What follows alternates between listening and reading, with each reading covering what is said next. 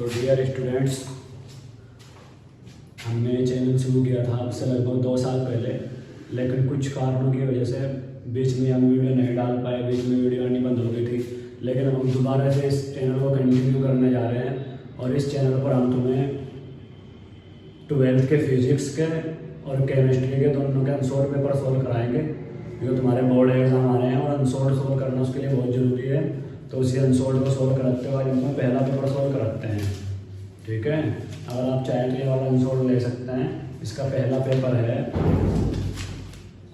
Set 1 है, 340 GA है। तो पहले मल्टीपल टाइप क्वेश्चन सोल्व कराते हैं। तो पहला सवाल जैसा आपको स्क्रीन पर नीचे दिखाई भी दे रहा होगा, एक प्रत्यावर्ती धारा परिपथ में धारा I बराबर, धारा का इक्वेशन दिया है सवाल में कि I बराबर I0 sine omega T minus π/2 और विद्युत बल का भी इक्वेशन दिया है।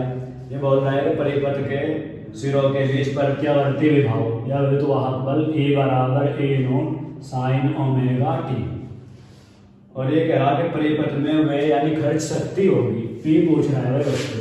4 ऑप्शन जिसे तुम देख पा रहे होंगे सवाल में नीचे दिए हुए हैं। अब भाई बच्चों, सवाल को करने से पहले हमें ये देखना है कि जो परिपथ है ये कौन सा है। तुम्हारे सिलेबस में इस साल अल्टरनेटिंग करंट वाले 4 परिपथ हैं, एक L, एक C और एक R, फिर एक तीनों कॉम्बिनेशन है जिसको हम बोलते हैं LCR। जो तुम यहाँ देख पा रहे हो, धारा तो पश्चगामी है और विभव अग्रगामी है, वो भी 90 डिग्री विभव अग्रगामी है, धारा 90 डिग्री पश्चगामी है। जब भी कभी धारा पश्चगामी हो तो तुम समझ जाओ कि परिपथ जो है प्रेरकत्व वाला है, कुंडली वाला है, जिसको हम ऐसा बनाते हैं। ये अल्टरनेटिंग करंट का स्रोत है और यहाँ पे L लगा हुआ है और इसमें शक्ति अक्ष से पूछ रहा। तो शक्ति अक्ष जो हो या वह शक्ति जो उसका फॉर्मूला होगा बच्चों IRMS गुना VRMS और साथ में cos फाई होता है यहाँ पे बच्चों कलांतर, जो कि तुम्हें स्पष्ट नजर आ रहा है कि कलांतर इन दोनों में 90 डिग्री है। जो साइन के बाद लिखा हो उसको कलांतर कहते हैं, उसको कला कहते हैं। इन दोनों का अंतर देख लो। अंतर कैसे करते हैं? जो बड़ी कला उसमें छोटी घटा दो। बड़ी कला कैसे पता लगेगा? वहां तो कुछ घट रहा है, यहाँ कुछ नहीं घट रहा, तो ये बड़ा है वो छोटा है। तो ओमेगा टी में से जैसे ही तुम ओमेगा टी को घटाओगे तो माइनस माइनस प्लस हो जाएगा। ओमेगा टी से ओमेगा टी घट गया तो कलांतर में बच्चों π/2 आगा। π/2 को तुम 90 डिग्री बोल सकते हो डिग्री में। जैसे यहाँ वैल्यू रखोगे तो P बराबर IRMS गुना VRMS और cos रख दिया 90। cos 90 में तुम्हें सबको पता होगा 0 होता है, तो शक्ति अक्ष से जो है 0 है, जो कि तुम देख पा रहे होंगे, जो कि तुम्हारा चौथा ऑप्शन है। तो ऑप्शन नंबर 4 इसका करेक्ट है।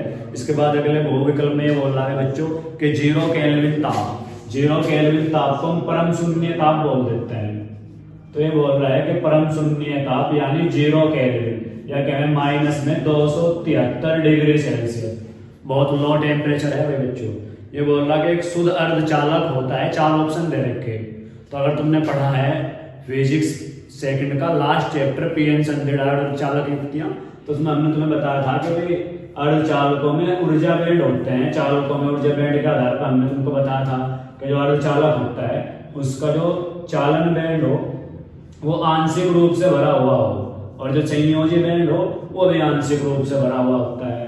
तो भाई बच्चों ये जो है ये ऊपरला इसको हम बोलते हैं चालन बैंड और जो नीचे वाला है इसको बोलते हैं संयोजी बैंड। ये संयोजी बैंड है और ये चालन बैंड है। और दोनों के बीच में भाई बच्चों जो ऊर्जा का अंतराल होता है वो लगभग 1 इलेक्ट्रॉन वोल्ट के लगभग होता है। 1 इलेक्ट्रॉन वोल्ट इसको अर्धचालक बनाता है।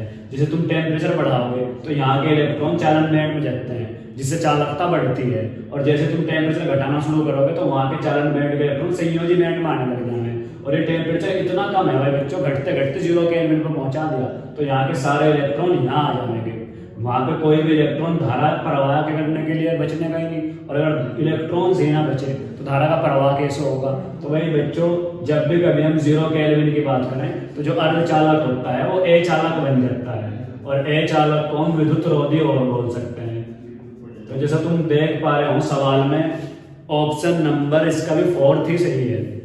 अगले सवाल में कह रहा कि V वोल्ट ऊर्जा वाले, V वोल्ट इलेक्ट्रॉन वोल्ट ऊर्जा वाले इलेक्ट्रॉन से संबद्ध de ब्रोगली तरंग दैर्घ्य लगभग होगा। तो तुम डायरेक्ट सूत्र याद कर सकते हो, de ब्रोगली तरंग दैर्घ्य होता है 12.27 रूट में v। और यहाँ से जो तरंग दैर्घ्य मिलती है भाई बच्चों, v यहाँ पे विभाव है, यहाँ से डायरेक्ट तरंग दैर्घ्य हमको एंगस्ट्रॉम में प्राप्त हो जाती है। इसके बाद अगले सवाल में बोल रहा है कि परमाणु के अंदर अल्फा कण किस बल के कारण परिकीर्णित होते हैं। तो ये बात है बच्चों रदरफोर्ड के अल्फा कण एक्सपेरिमेंट की। अगर तुमने पढ़ा हो रदरफोर्ड ने अल्फा कण परिकीर्णन प्रयोग करा था, जब अल्फा कण को परमाणु में बमबारी कराई थी, परमाणु के बीच में यहाँ पे नाभिक था जिसमें पॉजिटिव चार्ज हो, जैसे कोई अल्फा कण आया, अल्फा कण आने के कारण प्रतिकर्षण से यहाँ से बच्चों दूर भागा, ऐसे चला गया, या कोई अल्फा कण ऐसा आया तो वापस ऐसे चला गया।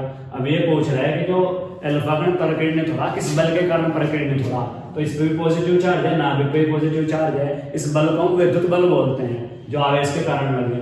अब भाई जो विद्युत बल है इसकी व्याख्या कूलाम ने की थी, तो इस बल को हम कूलाम बल और बोल सकते हैं। तो इसकी व्याख्या कूलाम ने करने के कारण हम विद्युत बल को कूलाम बल बोलते हैं। तो जो अल्फा कण जो है विक्षेपित हुए ना कूलाम बल के कारण हुए या परिकीर्णित हुए।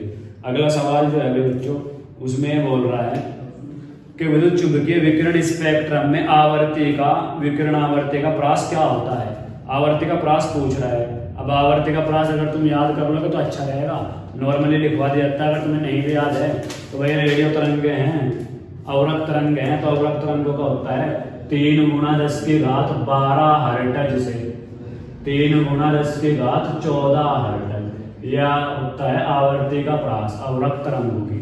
अगले सवाल में बोल रहा है कि एक किरण पुंज वायु से जल में प्रवेश करती है, वायु से जल में चली गई भाई बच्चों किरण पुंज, इसका मतलब है कि विरल माध्यम सघन माध्यम में चली गई। तो बोल रहा है निम्नलिखित में से कौन अपरिवर्तित रहेगा, और 4 ऑप्शन तुम्हारे सामने है, वेग, आयाम, तरंग दैर्घ्य और आवर्ती। तुम याद रखना है अपवर्तनीय घटना में वेग भी बदल जाता है तरंग का, आयाम भी और तरंग दैर्घ्य भी, बस आवर्ती नहीं बदलती कभी भी। अपवर्तनीय घटना में आवर्ती हमेशा नियत रहती है। तो भाई बच्चों इसका ऑप्शन नंबर 4 ही करेक्ट है, आवर्ती नहीं बदलेगी। अब मल्टीपल टाइप जो बच्चों यहाँ पे पूर्ण हो जाते हैं। इसके बाद खंड ब है। अब खंड ब में भाई बच्चों 1 नंबर के क्वेश्चन है अति लघु। अब पहला सवाल की अगर बात करें तो पहले सवाल में बच्चों तुमसे ये पूछा जा रहा है कि एक अल्फा कण है। अब जिन बच्चों को नहीं पता अल्फा कण को भाई बच्चों हीलियम का नाभिक बोलते हैं हम।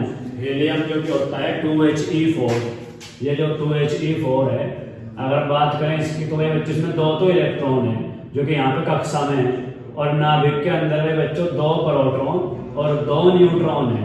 इन इलेक्ट्रॉन को हम छोड़ देते हैं कि यहाँ पे नाभिक की बात हो रही है, तो नाभिक में 2 प्रोटॉन 2 न्यूट्रॉन है, इसके नाभिक को हम अल्फा कण बोलते हैं। तो अल्फा कण का अगर तुम्हें आवेश नहीं याद है, अब याद कर लो, एग्जाम तुम्हारे बिल्कुल करीब है। तो हम अल्फा कण के आवेश को लिखते हैं क्याउ अल्फा। क्याउ का मतलब आवेश, अल्फा का मतलब अल्फा कण। तो इसका आवेश होता है 3.2 × 10⁻19 कूलाम। तो सवाल में बोल रहा है एक अल्फा कण 15 × 10⁴ न्यूटन प्रति कूलाम विद्युत क्षेत्र में स्थित है, उस पर लगने वाले बल की गणना करो। बल पूछ रहा है, विद्युत क्षेत्र में रखा, विद्युत क्षेत्र में रखा तो सिंपल बात है, बिल्कुल विद्युत बल लगेगा। अब विद्युत बल का फॉर्मूला तुम्हें याद होना चाहिए पहले अध्याय से, F बराबर क्याउ की। तो क्याउ का मान 3.2 × 10⁻19, और भाई बच्चों ये तुम्हें सवाल में दिया है जो कि है 15 × 10⁴ न्यूटन प्रति कूलाम। यहाँ पे वैल्यू रख देंगे भाई 15 × 10⁴ मल्टीप्लाई करनी आनी चाहिए भाई।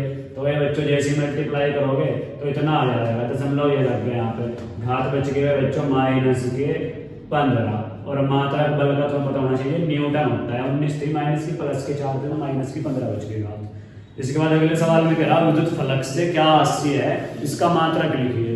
तो विद्युत फ्लक्स जिन बच्चों को नहीं पता, जब भी कभी विद्युत क्षेत्र किसी काल्पनिक पृष्ठ से आर पार चला जाएगा, विद्युत बल रेखाएं ऐसा आर पार होगी, तो इन विद्युत बल रेखाओं की जो संख्या की माप है कितनी रेखाएं आर पार गई, इसको बोलते हैं विद्युत फ्लक्स। आगे इसका मात्रक लिखो। तो विद्युत फ्लक्स का अगर तुम्हें फॉर्मूला याद है तो मात्रक बनना बड़ा इजी होता है। विद्युत फ्लक्स का फॉर्मूला होता है phi E बराबर vector E dot vector A।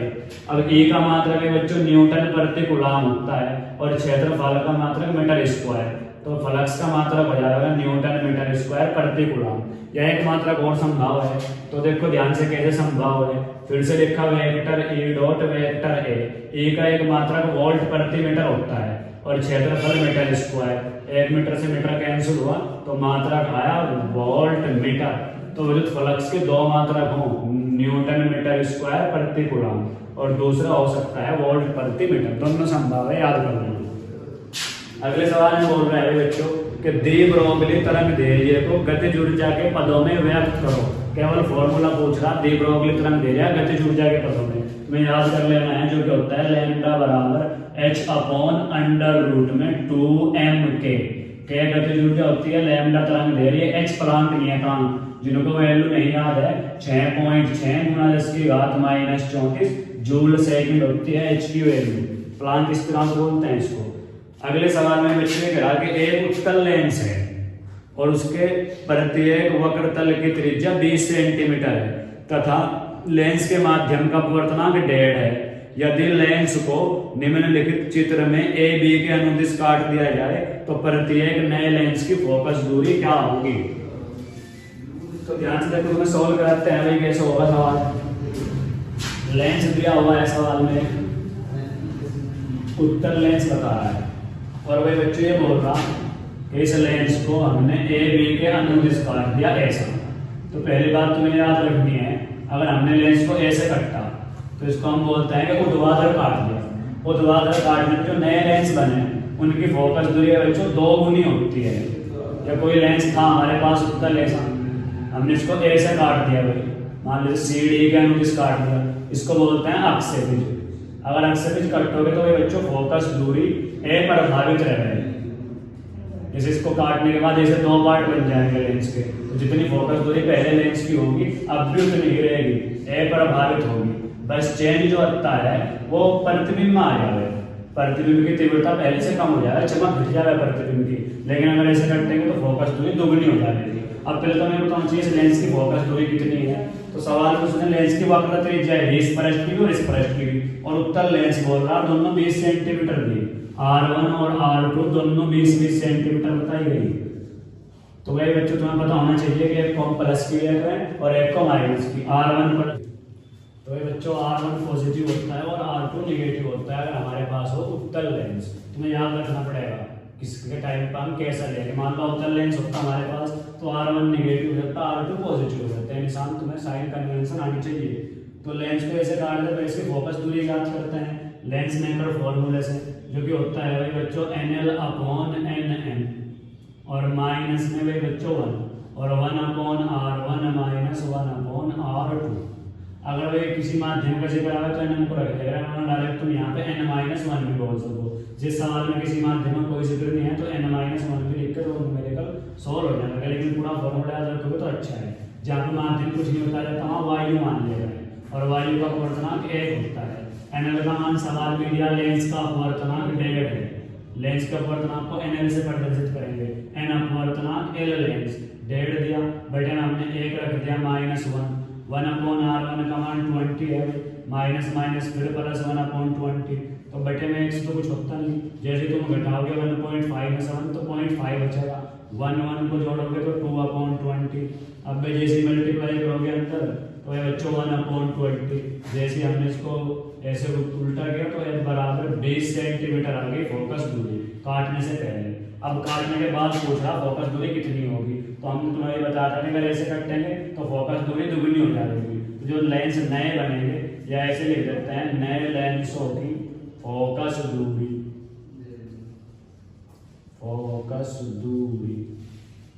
बराबर 40 सेंटीमीटर, दोनों पृष्ठों की 40 सेंटीमीटर होगी। अब ये कभी कभी तुम्हारे जो अनसॉल्व वगैरह हम आंसर गलत होते हैं, तो तुम्हें जो हम बता रहे हैं वो बिल्कुल शुद्ध है, बिल्कुल सही है। तो ऐसे किया जाता है सवाल को, इसको सोल्व। अब अगले सवाल में बोल रहा है कि एक उत्तेजित हाइड्रोजन परमाणु के इलेक्ट्रॉन की ऊर्जा 3.4 इलेक्ट्रॉन वोल्ट है और ये बोल रहा है इलेक्ट्रॉन का कोणीय संवेग ज्ञात कीजिए। दिया गया है 9वीं कक्षा में इलेक्ट्रॉन की ऊर्जा -13.6/n²। तो लास्ट में उन्होंने बच्चों इलेक्ट्रॉन की ऊर्जा निकालने का फॉर्मूला दे दिया। अब ये कहा कि फिलहाल इलेक्ट्रॉन की ऊर्जा 3.4 इलेक्ट्रॉन वोल्ट है, तो हमें पता होना चाहिए कि इलेक्ट्रॉन कौन सी कक्षा में है। तो इसको करने के लिए बच्चों 2-3 मेथड है। हाइड्रोजन परमाणु की बात चल रही, तुम इन कक्षाओं की ऊर्जा याद कर लो। पहली कक्षा की जो ऊर्जा होती है वो होती है -13.6 इलेक्ट्रॉन वोल्ट, दूसरी की होती है -3.4 इलेक्ट्रॉन वोल्ट और भाई तीसरी की होती है भाई बच्चों माइनस के 1.51 इलेक्ट्रॉन वोल्ट। इसके लिए फॉर्मूला तुम्हें इसने क्वेश्चन में भी दिया है कि En बराबर -13.6 अपॉन एन स्क्वायर, जौन सी कक्षा की भी चाहिए इनसे निकालो। अब इस सवाल में उसने कहा कि 3.4 है, तो इलेक्ट्रॉन भाई बच्चों फिलहाल दूसरी कक्षा में है। अब सवाल को करने के दो मेथड हैं। पहला मेथड तो है कोणीय समवेग पूछा गया, फॉर्मूला लगा दो J बराबर mvr, कोणीय समवेग का फॉर्मूला होता है। अब m कहां से, तो इलेक्ट्रॉन का द्रव्यमान होता है m, v कहां से लाए, दूसरी कक्षा में इलेक्ट्रॉन है। वेग तुम निकाल सकते हो इस फॉर्मूले से, जो कि नील्स बोर ने अपनी गणना में बताया था 2.19 गुणा 10 की घात -6 z स्क्वायर अपॉन n, यहाँ से v निकल जाएगा। अब भाई हमें r पता होना चाहिए, तो दूसरी कक्षा के संवेग ज्ञात करने के लिए फॉर्मूला है m इलेक्ट्रॉन का द्रव्यमान है, v वेग है और r त्रिज्या है। तो वही बच्चों वेग तो यहाँ से प्राप्त हो जाएगा। दूसरी कक्षा में इलेक्ट्रॉन है, n का मान 2 रख दियो, हाइड्रोजन की बात चले तो z का मान है, और दूसरी कक्षा की त्रिज्या यहाँ से पता लग जाएगी n स्क्वायर अपॉन z से। z यहाँ पे भी एक ही है और n का मान 2 है, तुमको तीनों चीज जैसे पता लगेगी m v और r, यहाँ रख के कोणीय समवेग प्राप्त हो जाएगा।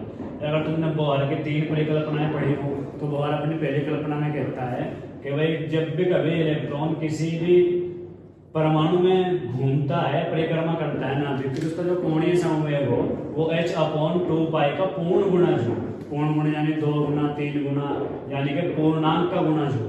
तो जैसे इस सवाल में हम भाई बच्चों ने कहा कि इलेक्ट्रॉन दूसरी कक्षा में घूम रहा, तो यहाँ पर हम n का मान 2 रख देते हैं, h का मान निश्चित होता है 6.6 गुणा 10 की घात -34 और पाई का मान 3.14। वहां सवाल करोगे थोड़ा बड़ा होएगा, लेकिन सोल्व वहां से भी यही होगा, यही आंसर आएगा। यहाँ से करोगे थोड़ा इजी पड़ेगा, तो भाई 2 से नंबर 2 कैंसिल हो गया, तो जैसे ही पॉइंट हटाओगे भाई बच्चों तो ये तो इतना हुआ, बट्टे में ये आ गया भाई गुना 10 की घात -34। अब भाई डिवाइड कर देते हैं 314 से 660 को, पहाड़ा चले जाएगा लगभग 2 बार, 628 हो जाएगा। तो घटा देते हैं भाई 2 बचेगा और भाई यहाँ पे बच्चों 3 बचेगा। अब पॉइंट लगने के बाद 0 फ्री मिल जाएगा, लगभग 1 बार चल जाएगा। और तुम आगे कैलकुलेशन अगर करना चाहो तो 2 अंक 1-2 अंक तक और निकाल दो, तो 2.1 गुना 10 की घात -34 आ गया दूसरी कक्षा में इलेक्ट्रॉन कोणीय समवेग। ये सवाल अच्छा है, अगर तुम्हें ऊर्जा नहीं पता तो इस फॉर्मूले तुम निकाल सकते हो कि इलेक्ट्रॉन कहाँ पे है फिलहाल। अब भाई बच्चों यहाँ पे हमें कोणीय समवेग का मात्रक रखना पड़ेगा। अब मात्रक जिसको नहीं पता तो बेटे मात्रक फॉर्मूले से बन जाता है। जैसे यहाँ इसके फॉर्मूले तो द्रव्यमान है जो कि किलोग्राम में लेते हैं, हमेशा द्रव्यमान की माप किलोग्राम में की जाती है। वेग का मात्रक मीटर प्रति सेकंड होता है, त्रिज्या दूरी हो मीटर में नापेगी, जिसे तुम गुना करोगे तो किलोग्राम मीटर स्क्वायर प्रति सेकंड, ये होता है कोणीय समवेग का मात्रक, किलोग्राम मीटर स्क्वायर प्रति सेकंड। तो भाई बच्चों अगर हम एक ही वीडियो में पूरा पेपर कराएंगे तो वीडियो बहुत लेंथी हो जाएगी, इसलिए छोटी छोटी वीडियो में इसको पूरा पेपर करा लेंगे, तुम देखते